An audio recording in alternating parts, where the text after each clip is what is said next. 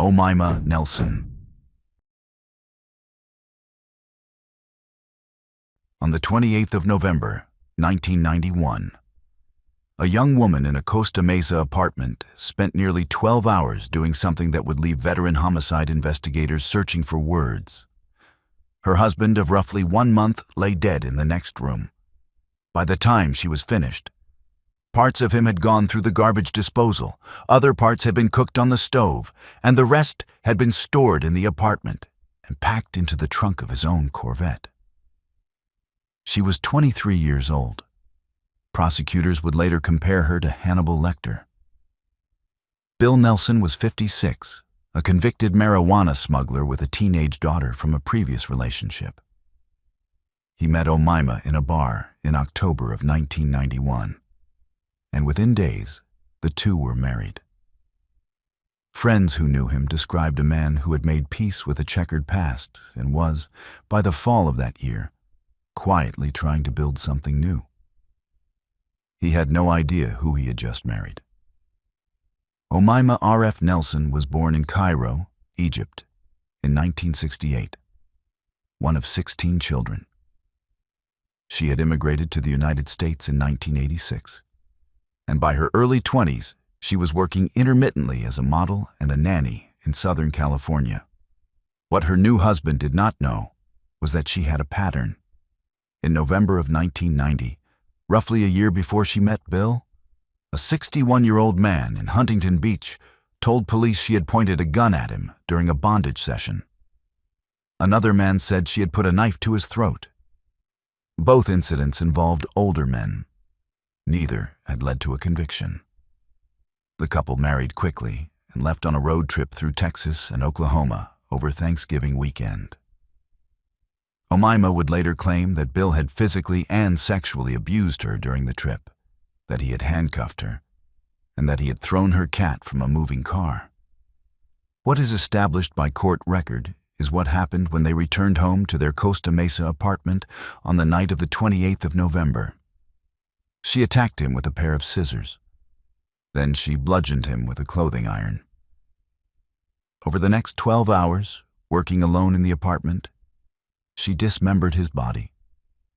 She skinned his torso, boiled and fried his hands, and cooked his head. A psychiatrist who evaluated her would later testify that she told him she had eaten his ribs with barbecue sauce.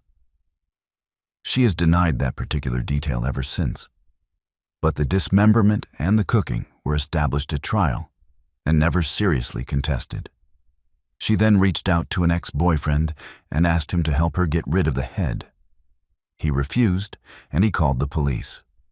Officers who arrived for a welfare check found what was left of Bill Nelson in trash bags across the apartment and in his own Corvette parked outside.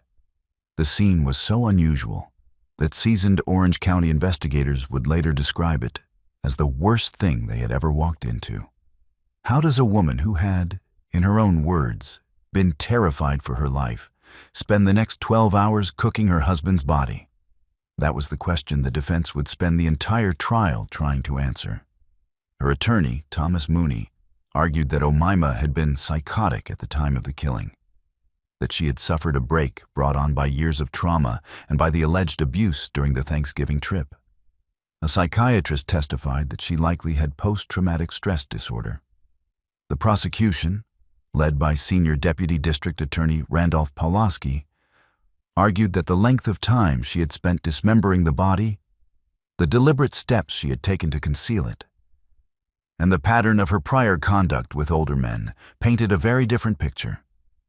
Pawlowski was the one who invoked the Hannibal Lecter comparison in open court, and the jury heard it. In 1993, Omaima Nelson was convicted of second-degree murder, with an enhancement for the personal use of a knife.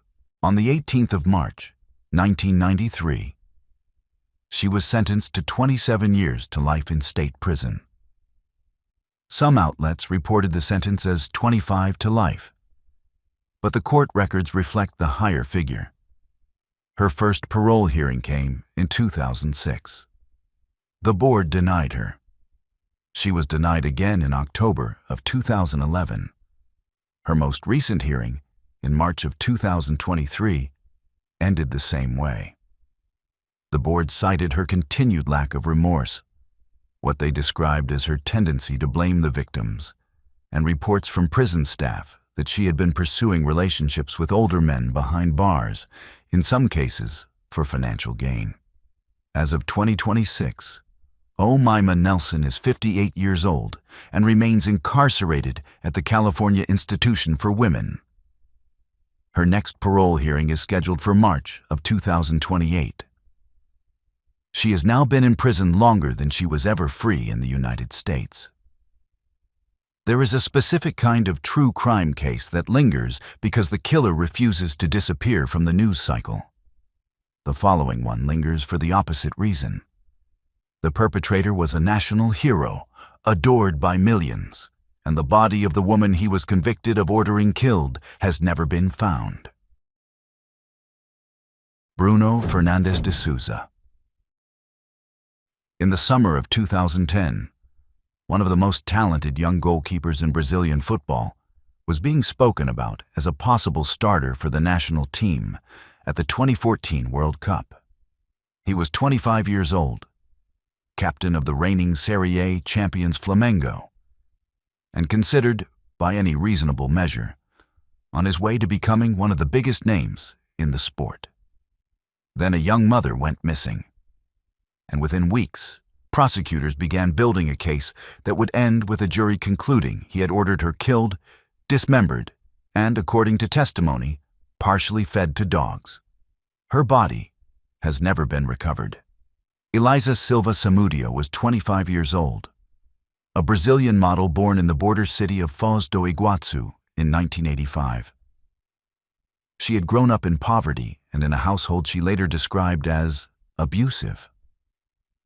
In February of 2010, she had given birth to a son, Bruninho, whose father was Bruno Fernandes de Souza.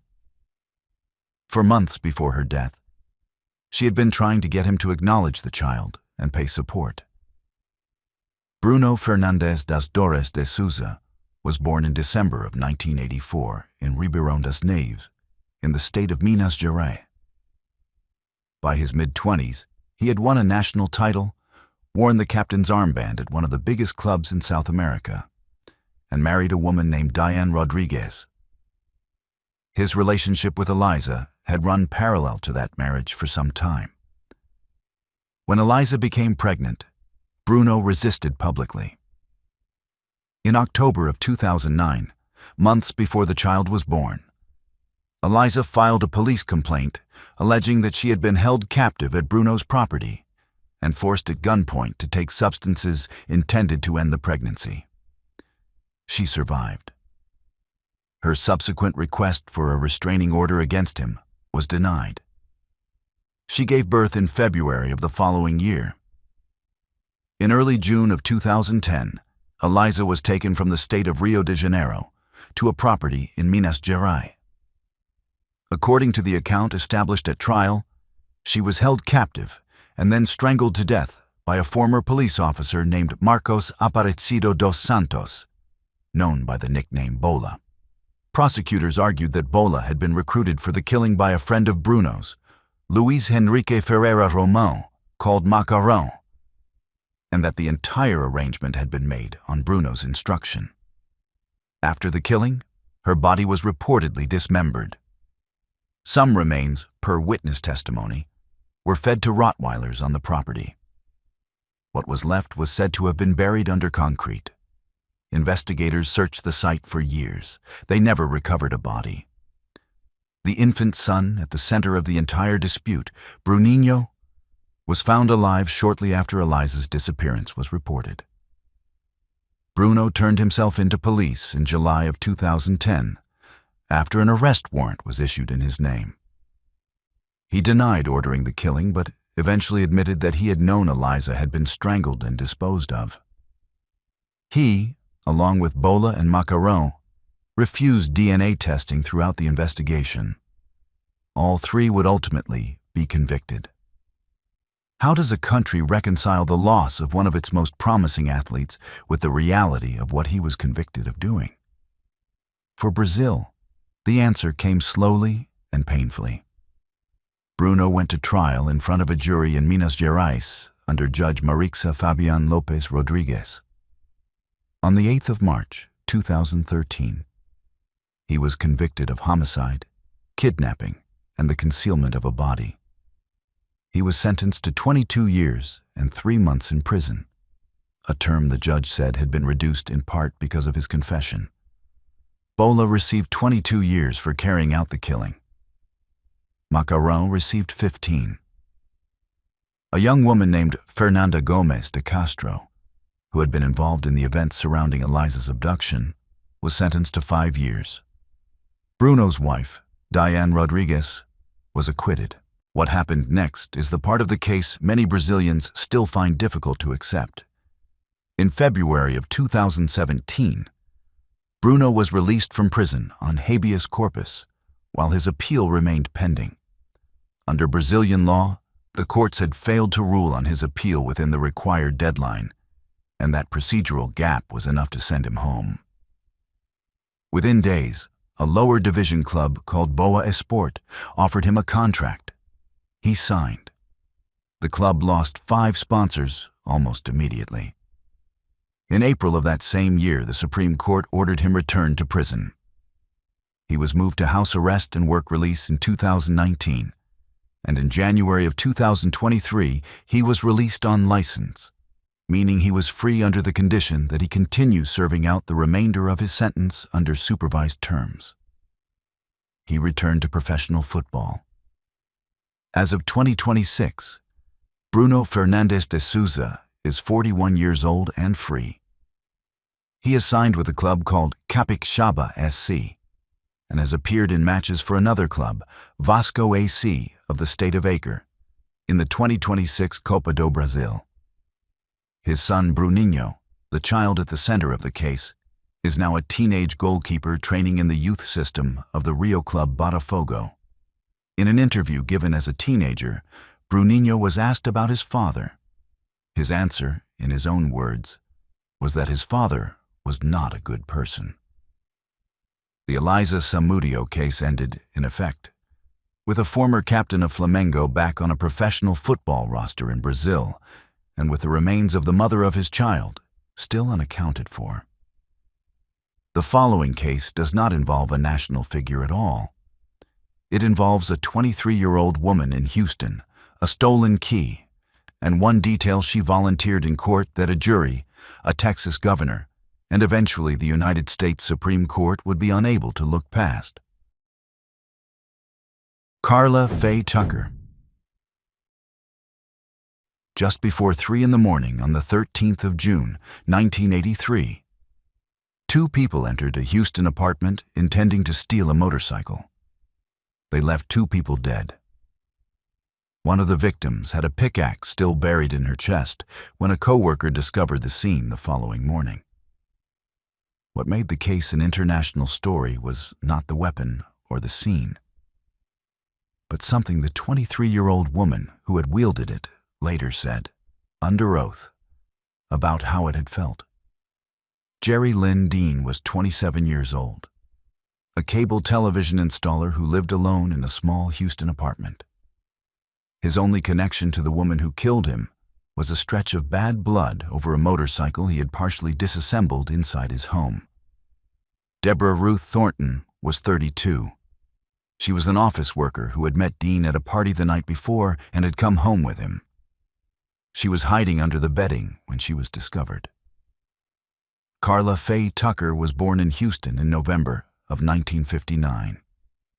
She had used drugs from an early age and had spent parts of her adolescence and early 20s working as a prostitute. Her boyfriend at the time of the killings was a man named Daniel Ryan Garrett, who worked at the same bar where she often spent her evenings. The two had been using methamphetamines heavily in the days leading up to the crime. Their plan, insofar as they had one, was to steal a motorcycle from Jerry Dean's apartment. Tucker had taken a key from Dean's estranged wife, a friend of hers named Sean. In the early hours of the 13th of June, she and Garrett let themselves in. Garrett attacked Dean with a hammer. Tucker used a pickaxe she had brought with her from the apartment, striking him repeatedly. When they realized Deborah Thornton was in the apartment as well, they killed her too. The pickaxe was left in her body. The case might have moved through the Texas court system as one of many drug-fueled killings of that era. What set it apart was a recorded conversation Tucker had with her brother, and later her own trial testimony, in which she described what she had felt as she used the weapon. She said she had experienced intense sexual gratification with each blow. That detail, once reported, made her briefly one of the most infamous women in America. A co-worker discovered the bodies the following morning. Investigators moved quickly, and within about 5 weeks, in July of 1983, both Tucker and Garrett were in custody. Tucker had, in effect, confessed on tape. The two were tried separately. Tucker was charged in the deaths of both Jerry Dean and Deborah Thornton, but after she agreed to testify against Garrett, the Thornton charge was dropped. She was convicted of Dean's murder and sentenced to death. Garrett was convicted as well and received a death sentence, but he never made it to the execution chamber. He died in prison in 1993 of natural causes. What happens when the person waiting to be executed becomes almost unrecognizable to the people who first met her in a courtroom? That question sat at the center of every legal filing, every clemency appeal, and every interview Karla Faye Tucker gave over the 14 years she spent on Texas's death row. She had become a born-again Christian in prison. In 1995, she had married the prison minister, a man named Dana Brown. She spoke in even unhurried terms about what she had done, expressed remorse in ways that struck many observers as sincere, and became the face of a growing international debate about whether her execution should be carried out. The list of people who publicly asked the state of Texas to spare her life was unusual for its breadth. The televangelist Pat Robertson called for clemency. Pope John Paul II wrote on her behalf. The European Parliament passed a resolution. The United Nations weighed in. Even a relative of one of her victims joined the calls to stop the execution. Her legal team, meanwhile, argued that Texas's clemency process was unconstitutionally vague and that her transformation should be given weight. The state was unmoved. On the 2nd of February, 1998, the Texas Board of Pardons and Paroles voted 16-0 against recommending clemency. The United States Supreme Court denied 2 separate requests to stay the execution. The governor of Texas at the time, George Bush, declined to issue the 30-day reprieve that was within his power to grant. Bush would later note publicly that he had never granted a reprieve during his time as governor, and that he did not intend to make an exception. On the evening of the 3rd of February, 1998, Karla Faye Tucker was executed by lethal injection at the Huntsville unit. She was pronounced dead at 6:45 in the evening. She was 38 years old. As of 2026, her execution remains one of the most closely studied in modern American legal history. She was the first woman executed in the state of Texas since 1863, when a woman named Chipita Rodriguez was hanged. She was the first woman executed anywhere in the United States since 1984, when Velma Barfield was put to death in North Carolina. Since the reinstatement of the death penalty in 1976, she remains one of only a small number of women the American justice system has carried out capital punishment against. The debate her case raised about whether transformation matters, and whether the person who is executed is really the same person who committed the crime, has continued into the present, though it draws considerably less public attention than it did in the 1990s. 5 years and 1,500 miles away from the Texas execution chamber, a woman in Colorado sat down at a table in a restaurant and calmly began to explain to police that both of the husbands she had buried had died the same way, at the hands of the same man, for the same reason. Sharon Nelson. In the summer of 1988, a fire in a suburb of Denver drew the local fire department to a modest home in the community of Thornton. Inside the crawl space of that house, firefighters found the body of the man who lived there, shot twice in the face. He was a firefighter himself, a fire dispatcher and paramedic named Glenn Harrelson, and he had been married for less than 2 years to a woman named Sharon. What investigators did not yet know, and would only piece together in the months that followed, was that this was the second husband Sharon had buried in 5 years, and that the first one had been killed the same way, by the same man, on her instruction. Perry Nelson was an optometrist in Trinidad, Colorado. He was in his early 50s when he died in 1983, and his death was originally ruled an accident. His vehicle had gone into a creek near Golden, and his body was recovered roughly a year later. His widow, Sharon, collected on his life insurance policy. Glenn Harrelson was 45, divorced, and by the account of those who knew him, a well-liked and steady man who had believed he was building a new life when he married her. Sharon Lynn Nelson was born in July of 1945 in North Carolina, into a strict Seventh-day Adventist family. She had been married multiple times by the time she reached her late 30s, including to a pastor named Mike Fuller. Her partner in both killings, and the man who carried them out, was named Gary Starr Adams, born in December of 1943. Adams was in a long-term relationship with Sharon, one that ran parallel to her marriages. The prosecution's account of Perry Nelson's death, as it was later established in court, was that Adams had attacked him with a rock, killed him, and then pushed his vehicle into the creek to make the death look like an accident. The staging worked. For a year, no one thought otherwise. When Perry's body was eventually recovered, the medical examiner recorded findings consistent with the crash. Sharon collected the insurance proceeds and moved on. Glenn Harrelson met Sharon sometime after that. They married. He knew nothing of the previous death. On a night in 1988, Adams entered Harrelson's home in Thornton and shot him twice in the face. Adams and Sharon then set fire to the house to cover the crime, and firefighters discovered the body in the crawl space during their response. Sharon, according to what she later told police, had asked Adams to bring her Harrelson's wedding ring afterward. She wanted it as proof that the job was done.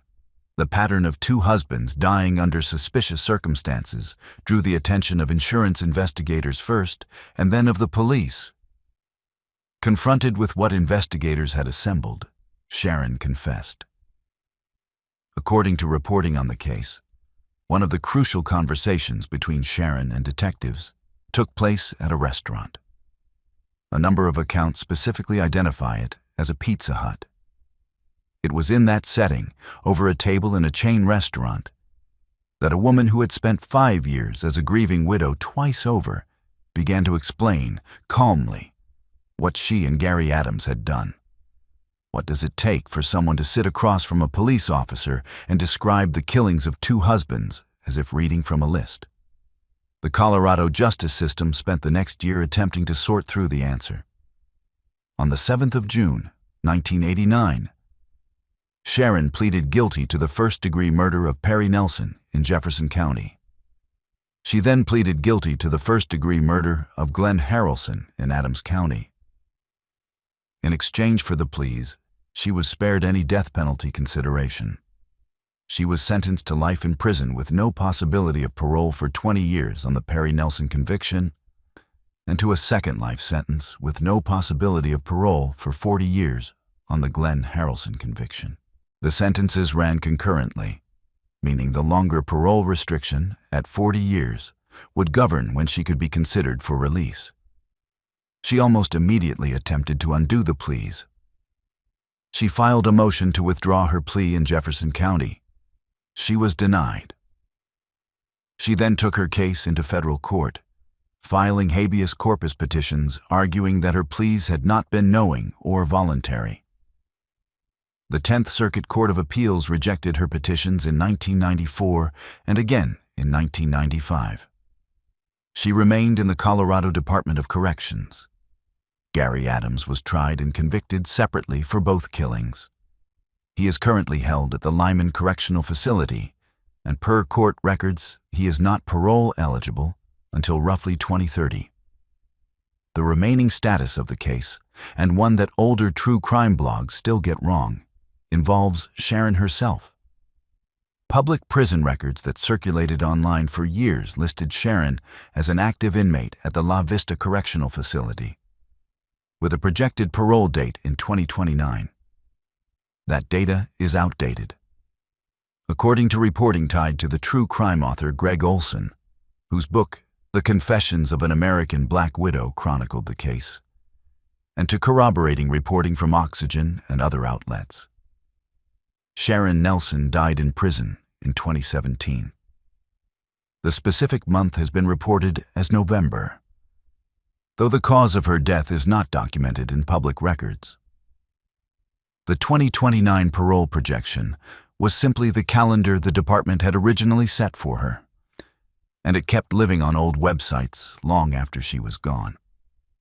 As of 2026, Gary Starr Adams remains alive and incarcerated in Colorado. Sharon Nelson has been dead for 9 years. Any fuller account of her reasoning, beyond what she said to detectives at that Colorado restaurant, was never made public before her death. Not subscribed yet? Now's the time. And if audio's more your thing, find us on Spotify too. You can click the link in our bio. Zach Adams. On the morning of the 13th of April, 2011, in the small town of Parsons, Tennessee, a young man named Clint Bobo looked out of his family's kitchen window and saw a man in camouflage leading his sister into the woods behind their carport. He assumed in that moment that it was her boyfriend. It was not. By the time investigators pieced together what had actually happened, they were working what the Tennessee Bureau of Investigation would later describe as the most expensive and exhaustive missing person case in the agency's history. It would be more than 3 years before any part of Holly Bobo's remains were found, and it would take a witness who was there when she died to explain what had happened in between. Holly Lynn Bobo was 20 years old, a nursing student at the University of Tennessee at Martin's Parsons campus. She was the daughter of Dana and Karen Bobo, the younger sister of Clint, and a cousin of the country singer Whitney Duncan. She was last seen wearing a pink shirt and carrying a pink purse. In the weeks after her disappearance, the town of Parsons tied pink ribbons around telephone poles and mailboxes, and the color became the visual shorthand for a search that would eventually stretch across 3 counties. Zachary Rye Adams was a local man in his early 30s with a history of drug use and violence. He was not the only person involved. Investigators would ultimately identify a group of men connected to the abduction, including Adams' brother, John Dylan Adams, a friend named Jason Autry, and a man named Shane Austin, who would later die by suicide before charges could be brought against him. 2 other brothers, Jeff and Mark Piercy, were initially charged, but the charges against them were later dropped. According to the account that Jason Autry would eventually give under oath, Holly Bobo was taken to a location associated with the Adams family, where she was held for hours before her death. She was still alive when the group went to dispose of her body. Zach Adams was the one who fired the shot that killed her. It was a single close-range shot to the back of the head. The case went cold for nearly 2 years. Adams was not publicly named as a suspect until early 2013, when the district attorney announced his arrest in March of that year. Even then, investigators had a fundamental problem. There was no body. There was no DNA. There was no fingerprint. Everything the state had was going to have to come from witness testimony. Then, in September of 2014, a man hunting ginseng in the woods of Decatur County lifted an overturned bucket in a remote wooded area near property associated with the Adams family. Beneath the bucket, he found a human skull. The forensic examination confirmed a single close-range gunshot wound to the back of the head, exactly consistent with what Autry would later testify to in court. Some rib bones were recovered nearby. The rest of Holly Bobo's remains have never been recovered. How does a jury convict a man of murder when there is no physical evidence linking him to the victim? That was the challenge the prosecution walked into the Hardin County Courthouse to answer in September of 2017. Zach Adams was the only one of the accused to go to trial. His brother, John Dylan Adams, had taken an offered plea. Jason Autry had agreed to cooperate as the state's star witness in exchange for a sentence of 8 years, when he had been facing life and, at one point, the possibility of the death penalty. Autry took the stand and described what had happened, step by step. The jury heard him.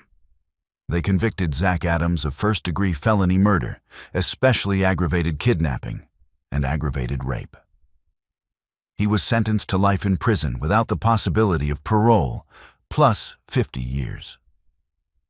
The deal that produced that sentence, rather than a death sentence, was reached in the days before deliberations. Jason Autry was released in 2020, having served his 8-year term. The appeals process for Zach Adams has been ongoing ever since. His convictions were affirmed by the Tennessee Court of Criminal Appeals in an opinion authored by Judge Robert Montgomery. Adams then began pursuing post-conviction relief, arguing that new evidence and inconsistencies in witness testimony warranted a new trial. In 2022, his petition for a new trial was denied. In the years that followed, one detail in particular gave his defense new hope. Jason Autry, the man whose testimony had produced the conviction, recanted his account in a videotaped prison interview. He said, on camera, that portions of what he had told the jury had not been true. The Adams defense team took that recantation into court. On the 17th of July, 2026, Circuit Judge Brent Bradbury rejected every claim Adams had raised in a 97-page ruling and denied his most recent petition for a new trial. The Tennessee Bureau of Investigation issued a statement afterward, through its director, David Rausch, indicating the agency was satisfied with the court's decision. As of 2026, Zach Adams remains in a Tennessee prison, serving life without parole plus 50 years. Jason Autry was released from prison in 2020.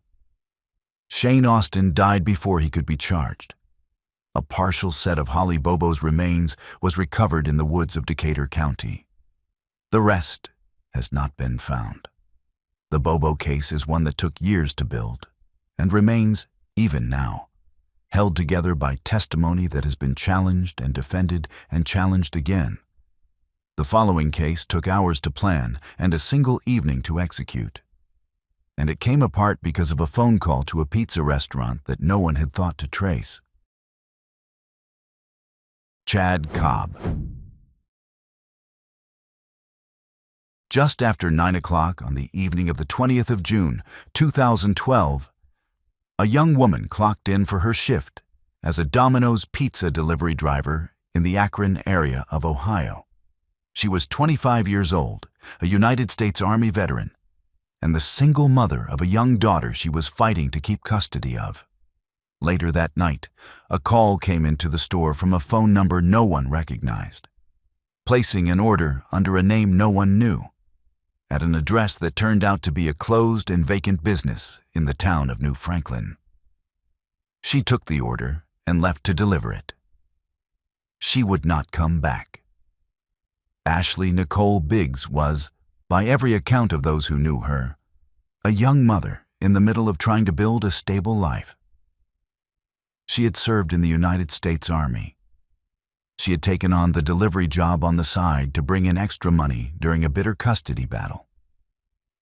She had a young daughter, born in July of 2005, whose father was her ex-boyfriend, a man named Chad Cobb. Cobb was the father Biggs was in a custody battle with. He was married at the time of the killing to a woman named Erica Stefanko, whom he had originally met on MySpace in 2006 and married in 2010. What investigators would eventually piece together was that both Cobb and Stefanko were involved in Ashley Biggs's death, and that the mechanism by which they lured her to a deserted parking lot was as simple as it was cold. Stefanko, using a burner phone and a fake name, placed the pizza order to a closed business in New Franklin. She knew Biggs was working that night, and she knew there was a reasonable chance Biggs would be the driver dispatched to the address. Biggs was dispatched. When she arrived at the deserted lot, Chad Cobb was waiting. He tased her, beat her, and then strangled her with a roughly 4-foot zip tie. Stefanko followed him in a separate vehicle as he drove Biggs's own car to a field in Chippewa Township in Wayne County, where he abandoned it with her body in the back seat. Biggs's car was found the following morning, the 21st of June, in that Wayne County field. Her body was in the back seat. Chad Cobb was arrested the day after the killing, found hiding in a wooded area behind a relative's home. He would not, for close to 8 years, name the person who had helped him. The reason he gave for that silence, when he eventually broke it, was that he had wanted to protect Erica Stefanko because she was raising his daughter. What changed his mind, according to what he later told investigators, was learning that Stefanko had entered into a relationship with a man Cobb considered his best friend, and that his daughter had allegedly been mistreated in her care. At that point, he told police what she had done. Physical evidence in the case included duct tape recovered from the scene that matched tape found on Biggs's body, and Biggs's DNA on a sock recovered from Cobb. Prosecutors would also allege that Cobb and Stefanko had discussed keeping the victim's skull. What does a courtroom look like when the man on the stand is testifying against the woman he refused to name for close to a decade? The Chad Cobb prosecution moved quickly. In 2013, Cobb pleaded guilty to aggravated murder, along with a list of related charges that included kidnapping, aggravated robbery, felonious assault, retaliation, tampering with evidence, abuse of a corpse, and possession of criminal tools. The plea allowed him to avoid a possible death sentence. He was sentenced to life in prison without the possibility of parole. Erica Stefanko's path through the justice system took considerably longer. She was first convicted in 2020. That conviction was later reversed on appeal, in part because Cobb had testified against her by video rather than in person. She was tried again, and in January of 2024, she was reconvicted. On the 1st of February, 2024, she was sentenced to a term of life in prison with no possibility of parole until she had served at least 30 years. In October of 2024, Chad Cobb filed a motion to withdraw his original guilty plea. He argued that he had only entered the plea to protect his parental rights and that he had not been fully informed of the consequences. In July of 2025, Judge Jennifer Towell denied the motion, finding that Cobb had understood the terms of the plea at the time he entered it and that he had not been coerced. Stefanko has also continued to challenge her conviction. Ohio's 9th District Court of Appeals, in an opinion authored by Judge Donna Carr, upheld her second conviction and declined to grant her a third trial. she may still pursue review before the Ohio Supreme Court. As of 2026, both Chad Cobb and Erica Stefanko are incarcerated in Ohio. Cobb is serving life without parole. Stefanko is serving a life sentence with the possibility of parole no earlier than her 30th year of incarceration. Ashley Biggs's daughter, the child at the center of the custody dispute that produced the killing, is being raised by other family members. The Ashley Biggs case is one where the elaborate part of the plan was the setup, and the killing itself, once the driver arrived, took only minutes. The following case is closer to the reverse. The setup took nearly 2 weeks of quiet planning by a woman who told friends she wanted her husband dead, and the killing itself, when it finally began, ran on for the length of a struggle that involved 3 people, several household objects, and a story she would tell the police that fell apart before the sun came up. Denise Frey. Around 2 o'clock in the morning on the 19th of July, 2009, a woman in the small Iowa town of Marengo called 911 from the front porch of her home. Her husband, she told the dispatcher, had just been killed inside the house by drug dealers. When officers arrived, they found her on the porch with her hands and shirt covered in blood. And they found her husband inside, dead of a violent beating. The story she gave the responding officers would not survive the day. What actually happened inside that house had been in the planning for close to 2 weeks, and it had involved not just the woman on the porch, but her 18-year-old son and her son's 18-year-old girlfriend. Curtis Bailey was 33 years old. He was the live-in partner of Denise Frey and the co-owner, alongside her, of a restaurant they ran together in Marengo called Bailey's Lincoln Cafe. According to what Frey would tell defense investigators and later a jury, Bailey was extremely jealous, controlling, and physically abusive toward her. According to the prosecution, whatever else may have been true about the relationship, what Frey did in the summer of 2009 was not a spontaneous response to abuse. It was a plan. Denise Leon Frey was born in August of 1965. She had a documented history of childhood and adult trauma, and by the time of the killing, defense experts would testify that she met the criteria for post-traumatic stress disorder, depression, and battered woman syndrome. Her co-defendants were her son from a prior relationship, Jacob Hilgendorf, and Jacob's girlfriend, Jessica Dayton. Both were 18 years old. Prosecutors would present witness testimony indicating that Frey had spent between a week and a half and 2 weeks planning Curtis Bailey's death. She had, before that, allegedly attempted to hire a hitman. She had, at another point, allegedly tried to kill Bailey herself by injecting him with insulin. She had told a friend, according to trial testimony, that she wanted him dead and that she intended to use the proceeds of his life insurance to pay off the debts of the cafe.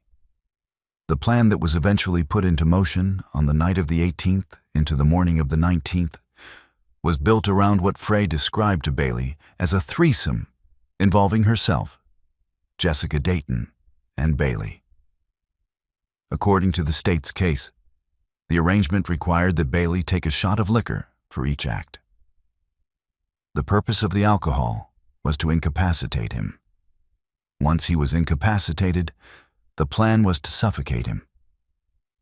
Prosecutors would tell the jury that Frey had specifically favored the use of plastic wrap because it would not leave visible ligature marks. Bailey woke during the attempt.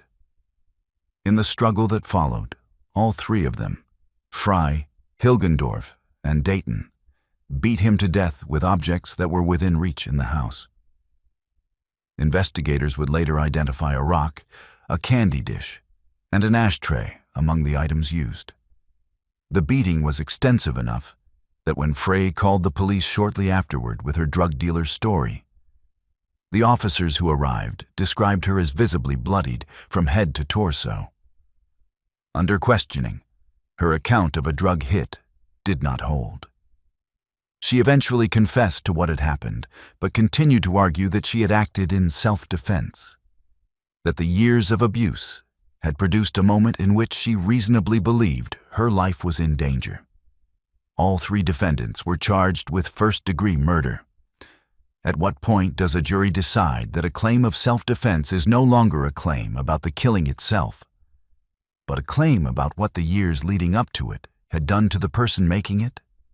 The Denise Frey trial was moved on a change of venue to Scott County in Davenport, and it proceeded through the summer of 2011. Competing psychiatric experts took the stand.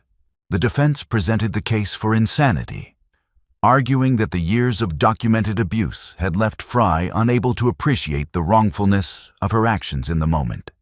The prosecution countered with the plain evidence of planning, the alleged prior attempts on Bailey's life, and the statements Frey had made to friends about wanting him dead for financial reasons. On the 25th of August, 2011, the jury returned a verdict of guilty on first-degree murder. On the 20th of September, 2011, Frey was formally committed to the custody of the Iowa Department of Corrections. Under Iowa law, first-degree murder carries a mandatory sentence of life in prison without the possibility of parole. Her son, Jacob Hilgendorf, and his girlfriend, Jessica Dayton, were tried and convicted as well. Both received the same mandatory sentence. Frey's appeals raised challenges to the jury instructions the court had given on justification, insanity, and reasonable doubt. The Iowa appellate courts affirmed her conviction, rejecting each of those arguments in turn. As of 2026, Denise Frey is incarcerated at the Iowa Correctional Institution for Women, serving life without parole. Jacob Hilgendorf and Jessica Dayton are also serving life sentences in Iowa. None of the three will be considered for release under the terms of their sentences. The Frey case was a plan built inside a family, carried out against a man his partner had, by outside appearances, seemed to be living an ordinary life with. The final case in this list involves something more difficult to place in any familiar frame. A killing that was not planned inside a family, or inside a relationship, or inside any structure a police officer might have thought to look for. It was planned between two men on opposite sides of the Atlantic Ocean, who had met each other on the internet, and who, before the summer of 2017, had never once been in the same room. Andrew Warren.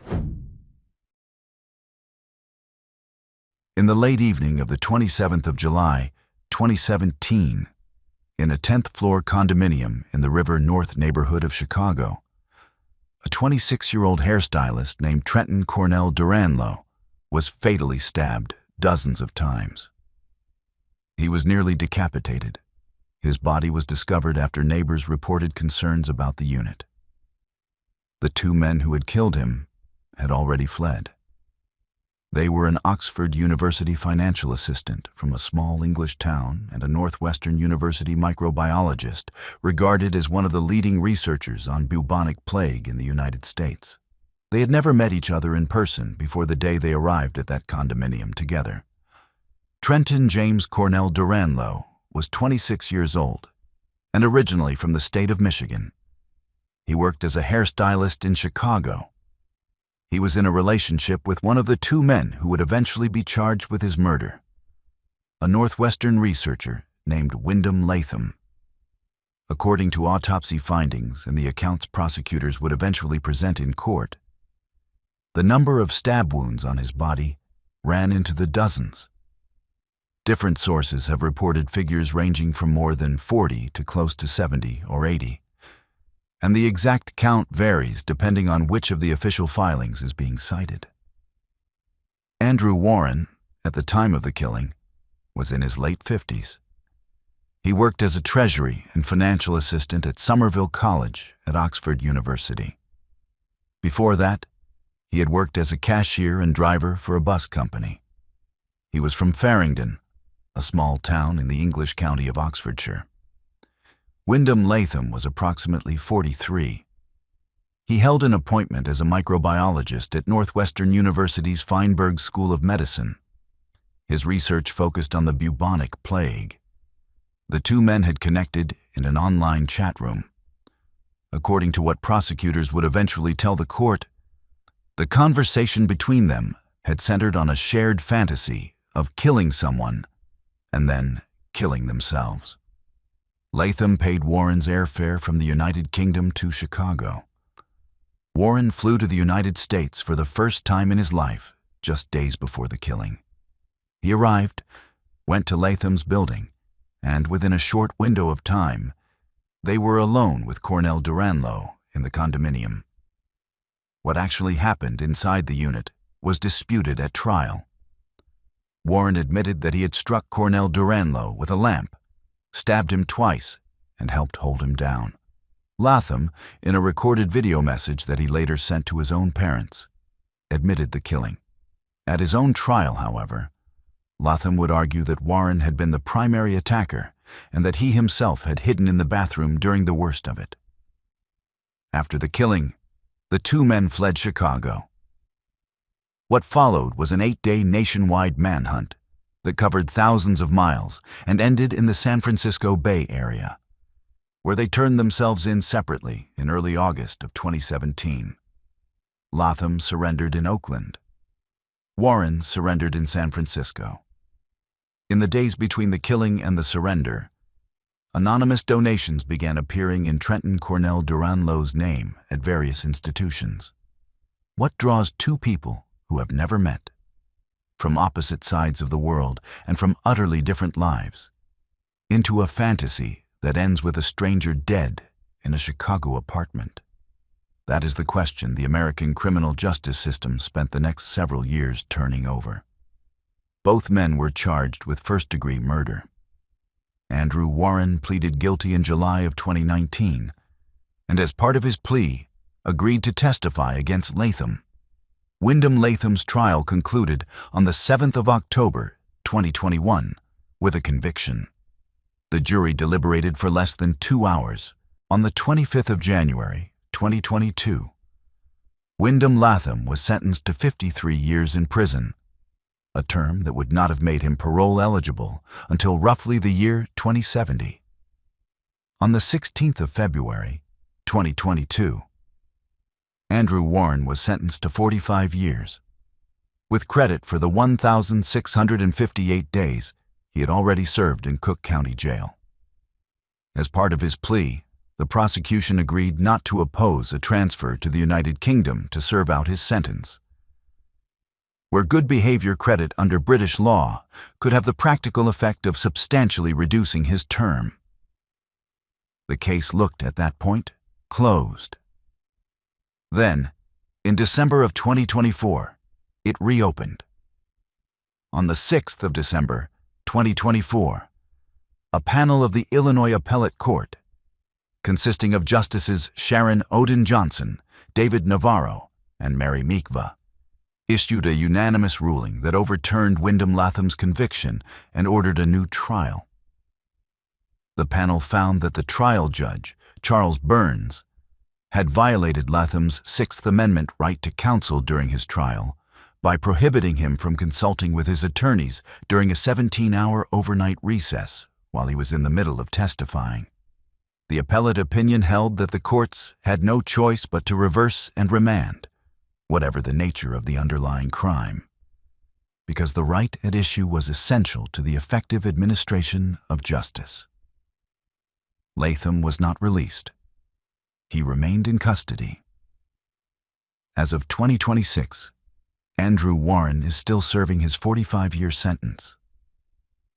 A transfer to the United Kingdom was made possible under the terms of his plea, but there is no confirmed public record that the transfer has been completed. Wyndham Latham is in custody in Cook County, facing retrial on the same first-degree murder charge for which he was originally convicted. The retrial has been in various stages of pretrial motions and scheduling since the appellate ruling, and it has not yet reached a verdict. That closes out our list of 8 cases. Thanks for watching. Click here to see our next video.